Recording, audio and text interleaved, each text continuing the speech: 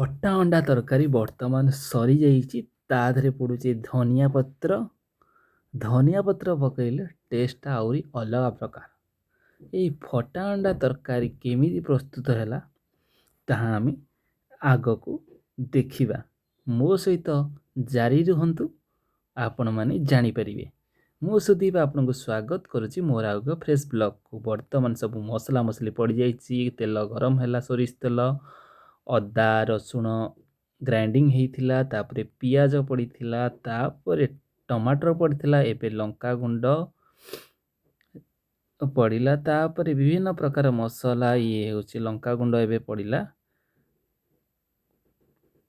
ପଳେଇକି କିଛି ସମୟ ଗୋଳେଇବେ, ଯାହାଫଳରେ କି ଟେଷ୍ଟଟା ଟିକେ ଅଲଗା ପ୍ରକାର ଆସିବ। ସବୁ ମସଲା ବ୍ୟବଧାନ 4ରୁ 5 ମିନିଟ୍ ରଖିବେ। ତାପରେ ଟିକେ ପଡ଼ିଲା ଚିକେନ୍ ମସଲା। କିଛି ସମୟ ଅପେକ୍ଷା ପରେ ପୁଣି ଚିକେନ୍ ମସଲା ପଡ଼ିଲା। ପୁଣି କିଛି ସମୟ ଅପେକ୍ଷା ପରେ ପୁଣି ମିଟ୍ ମସଲା ପଡ଼ିଲା। କିଛି ସମୟ ପୁଣି ଅପେକ୍ଷା ପରେ ଆଉ ଗୋଟିଏ ମସଲା ଥିଲା, ସେଇଟା ବି ପଡ଼ିଲା। ଯେତେ ମସଲା ବ୍ୟବଧାନ ଦେବେ, ଏପଟେ ଆଳୁ ଭଜା ହେଇକି ରହିଛି, ପଡ଼ିବ ଆଉ ଟିକେ ପରେ। ମସଲା କଷା ଚାଲିଲା, ଏମିତି ଅପେକ୍ଷା ଅପେକ୍ଷା କେତେ ଯେ ଅପେକ୍ଷା, କେତେ ଯେ ପରୀକ୍ଷା ଲାଗେ ଯେ ଏମିତି ରେଖା। ହାଏ, ଦେଖନ୍ତୁ କେମିତି ମସଲାର କଲର୍, ମସଲାଟା ଆସିଲାଣି। କାଠ ଚୁଲିରେ ରୋଷେଇର ଯେଉଁ ମଜା ଆଉ ଯେଉଁ ଟେଷ୍ଟ, ଆପଣମାନେ ଘରେ ଯେତେ ରୋଷେଇ କରନ୍ତୁ ତେଲ ମସଲା ଦେଇ, ଚୁଲି ରୋଷେଇ ଠାରୁ କେହି ବି ଭଲ ଖାଇବା ଦେଇପାରିବେନି। ମୁଁ ଆପଣଙ୍କୁ ଏଇଟା ଗ୍ୟାରେଣ୍ଟି ଦେଉଛି। ଚୁଲି ଜଳି ଚାଲିଛି, ଆଉ ଏକରେ ମସଲା କଷା ପ୍ରସ୍ତୁତ ହୋଇସାରିଛି।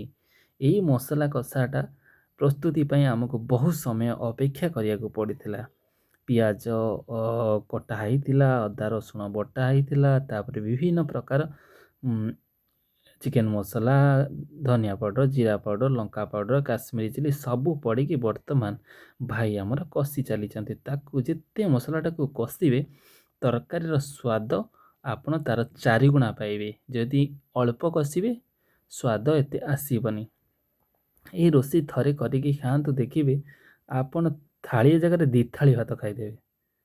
ବର୍ତ୍ତମାନ ଆଳୁ ପଡ଼ି ସାରିଛି, ସେଥିରେ ଆଳୁ ପଡ଼ିଛି, ଆଳୁ ଭଜା ହେଇକି ରହିଥିଲା, ତା'ର ବର୍ତ୍ତମାନ ପଡ଼ି ସାରିଛି। ଆଉ ଫଟା ଅଣ୍ଡା ବି ଅଛି, ସେ ଆସିକି ପଡ଼ିବ। ଅଣ୍ଡା କ'ଣ ହେଲା ନା ଫାଟିବାର କାରଣ କ'ଣ ନା, ସେ ଭଲ କରି ସିଝି ନଥିଲା, ତାକୁ କାଢ଼ି ଦେଇଥିଲେ, ଯାହାଫଳରେ କି ସେ ସବୁ ବାଜୁ ବାଜୁ ସବୁ ଫାଟିଗଲା, ଛଡ଼ଉ ଛଡ଼ଉ ସବୁ ଫାଟିଗଲା। ଆଉ ଯେଉଁ ଆମେ ଭାବିଥିଲୁ ତରକାରୀଟା ଆମ ଭିତରେ ମଧ୍ୟ ପାଟିମୁଣ୍ଡ ହେଲା, କାହିଁ ଅଣ୍ଡା ଫାଟିଲା। କିନ୍ତୁ ତରକାରୀର ଟେଷ୍ଟ ବି ବହୁତ ବଢ଼ିଆ ଥିଲା। ଆପଣ ବିଶ୍ୱାସ କରିପାରିବେନି, ଯେତେ ଦୁଃଖ କଷ୍ଟରେ ରୋଷେଇ ହେଇଥିଲା ଫିଷ୍ଟଟା ସେଦିନ, ଆଜି ତା'ର ଟେଷ୍ଟଟା ସବୁ ଦୁଃଖ ଭୁଲେଇ ଦେଇଥିଲା।